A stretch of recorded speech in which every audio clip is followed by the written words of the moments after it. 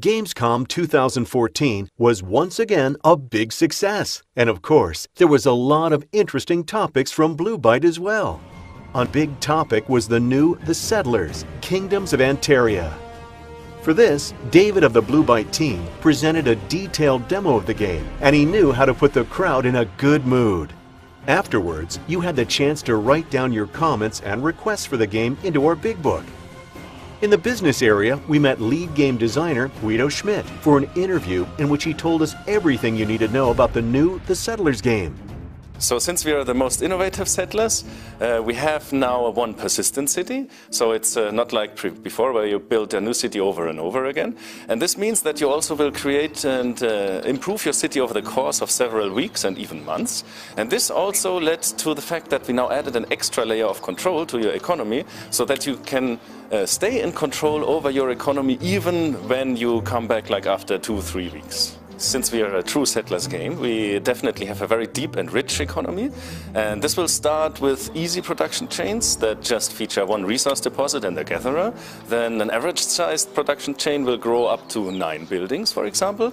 And then this will end in production chains that can reach up to 19 different buildings, plus the resource deposits. So there is lots and lots of possibilities for the player to optimize and improve his production and economy.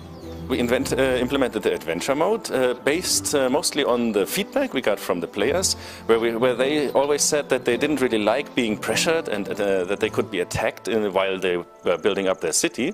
So this is why we decided to remove the combat completely from the city and implement this new feature of these expeditions, these adventures. So here the player can really decide when he is ready to fight. So he can prepare and everything, he can pimp himself up like in the kingdom, prepare himself, and then he can start an expedition when he feels ready. So the adventures are basically structured like a cooperative dungeon crawler. So you have a start point and you have an end point, and in between you have enemies and loot.